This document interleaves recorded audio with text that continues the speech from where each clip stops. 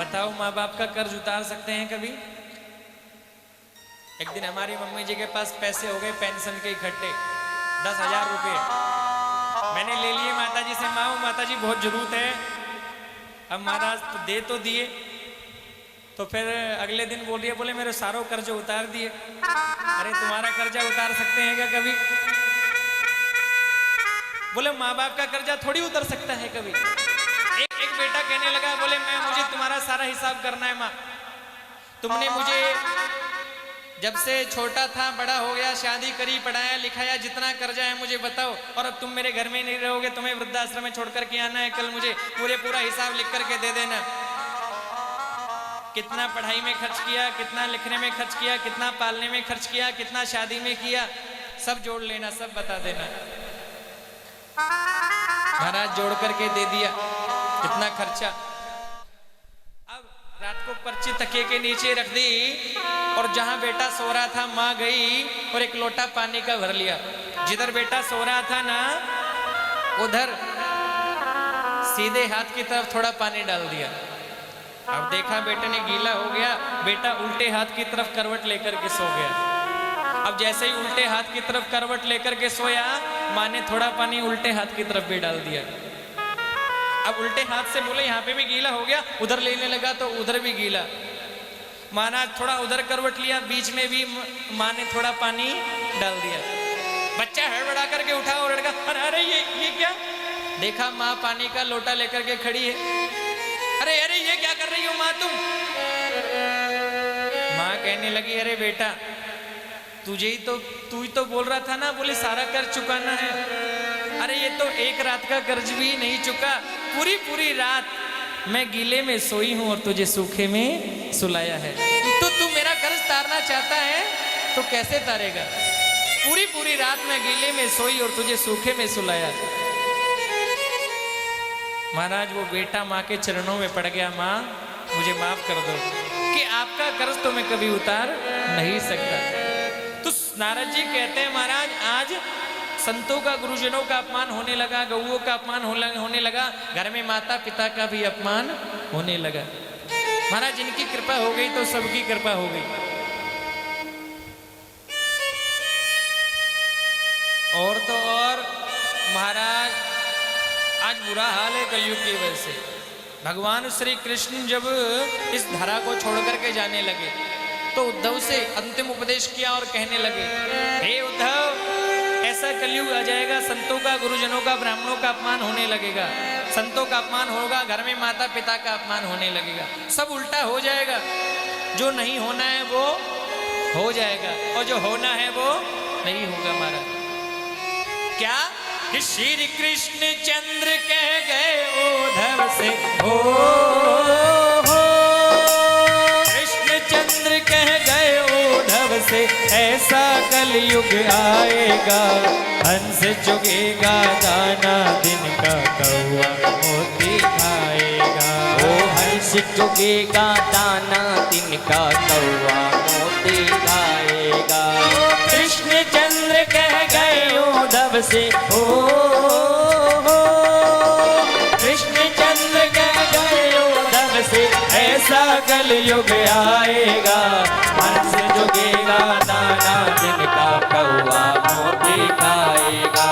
हंस चुगेगा दाना दिन का कौआ मोती खाएगा। ओ कृष्ण चंद्र कह गए उद्धव से,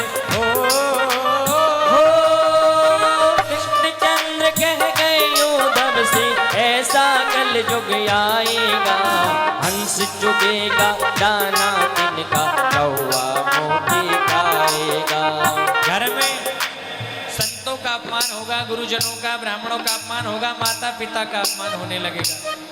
धर्म के कार्य में वो भाग्यशाली होगा जो आगे बढ़कर के कार्य करेगा। लेकिन धर्म का विलोप हो जाएगा महाराज। कोई संत मांगने आएगा, कोई गुरु मांगेंगे, कोई बहन बेटी मांगने के लिए आएगी तो वापस लौटा देंगे। लिखा हो बहन बान जी पैसे मांगे थप्पड़ मार भगाएगा। बहन भान जी पैसे मांगे थप्पड़ मार भगाएगा।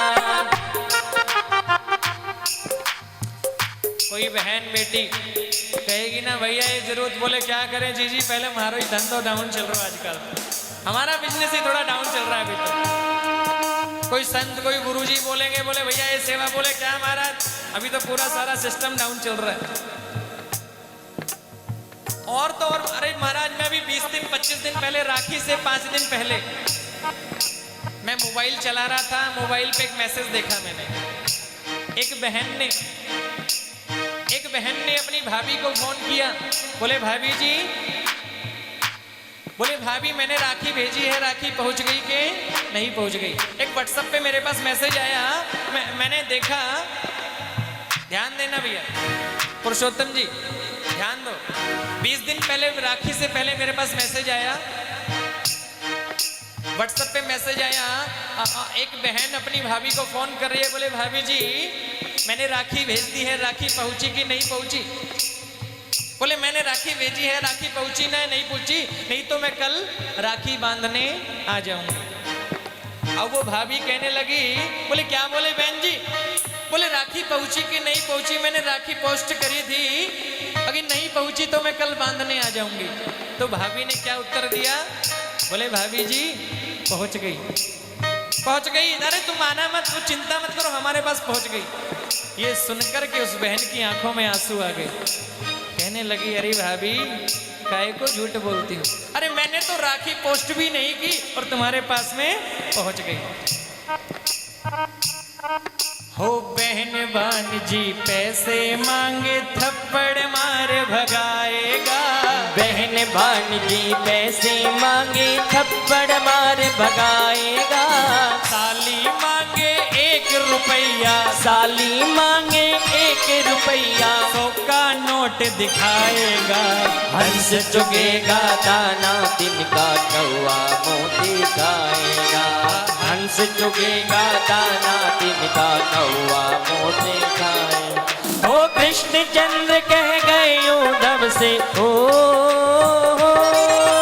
कृष्ण चंद्र कह गए उद्धव से, ऐसा कल युग आएगा, हंस चुगेगा दाना दिल का कौआ मोती खाएगा, हंस चुगेगा दाना दिल का कौआ मोती खाएगा। सासू महाराज कोई अच्छी साड़ी आती है ना, उठा करके रख देगी, बोले क्यों रख दी, बोले अब मेरे को तो क्या पहनना है, वो बेटे की शादी होगी ना उसके लिए रख दिया। अच्छी साड़ी आएगी, कोई अच्छी साड़ी आएगी, कोई गहना आएगा तो उठा करके रख देगी, बोले काहे को रख दिया, बोले मैं क्या पहनूंगी, बहू आएगी, बहू के काम आएगी। बोले आएगी तो क्या करेगी, मेरी सेवा करेगी, मेरे पाँव दबाएगी, हैं लेकिन दबाती है पाँव। बोले महाराज आजकल तो सीधा यहाँ पहुंचती, हाँ जब तक चाबी हाथ में नहीं आवे ना, जब तक पेंशन मिल रही है चाबी हाथ में नहीं आवे तब तक तो सेवा करेगी, और वो भी कोई कोई, वो सब नहीं करती। क्या महाराज सासू बेचारी काम करती रहती है पूरे दिन और बहू आराम करती रहती है, कभी जी टीवी, कभी ये टीवी, कभी वो टीवी। क्या हो सासू पी से बहू पलंग पे ससुरा झाड़ू लगाएगा, सासू पी से बहू पलंग पे ससुरा झाड़ू लगाएगा, सासू पी से बहू पलंग पे ससुरा झाड़ू लगाएगा, सासू पी से बहू पलंग पे ससुरा झाड़ू लगाएगा। है कि नहीं महाराज, बेचारी सासू काम कर रही है, हो नहीं रहा कमर में ऐसे धीरे धीरे, अरे मम्मी चाय बन गई क्या, बोले हाँ हाँ हाँ बेटा, महाराज बहू आराम। ये कलयुग का हाल। लेकिन ऐसा कहाँ होता है, ऐसा कहाँ होता है, लाइट लाइट बिल्कुल लाइट, ऐसा कहाँ होता है महाराज, जिस घर में कलयुग है ना उस घर में ऐसा होता है।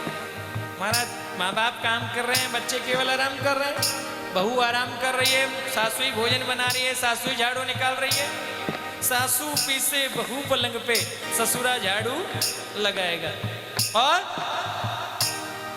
हो सच्चा रहेगा भूखा प्यासा, सच्चा रहेगा भूखा प्यासा, सच्चा रहेगा भूखा प्यासा, सच्चा रहेगा भूखा प्यासा। गुंडा मौज उड़ाएगा, हंस चुगेगा दाना दिन का कौवा मोती खाएगा।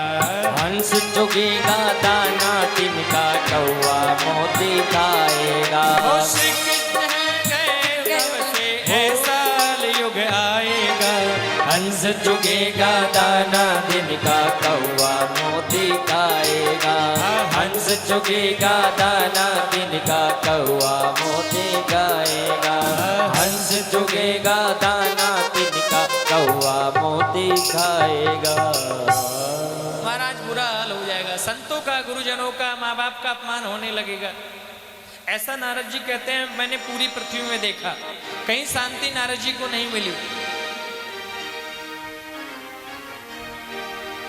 माँ बाप की कृपा हो गई, अपने पूर्वजों की कृपा हो गई, तो उससे बड़ी कोई कृपा नहीं। मैं बार बार धन्यवाद करता हूं इस सोनी परिवार को, माहेश परिवार को, कि महाराज आज टाइम नहीं है किसी के पास, लेकिन फिर भी अपने कीमती समय से सब समय निकाल करके, समय भी निकलता है, धन भी लगता है, लेकिन ये कब कृपा होती है? जब पूर्वजों की कृपा हुई, आप पर पितरों का आशीर्वाद हुआ, आपके पितरों की कृपा हुई है। बड़े बड़े आपने पता नहीं कौन से पुण्य किए होंगे पिछले जन्म में, कि आपके हाथों से सुंदर कार्य होने जा रहा है महाराज।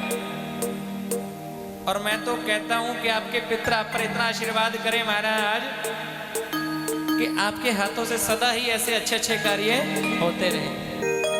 कितना पैसा लोगों के पास पड़ा है, किसी का कचेड़ी में लग जाता है, किसी का हॉस्पिटल में लग जाता है, लेकिन धर्म के कार्य में सबका पैसा नहीं लगता।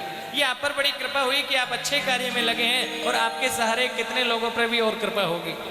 भाई कथा ने आप आयोजन किया और सब लोग कथा सुनने के लिए आ रहे हैं। हमारे सुरेंद्र भैया का पहले ही फोन आ गया सुबह, बोले गुरुजी कितने बजे कथा शुरू होगी?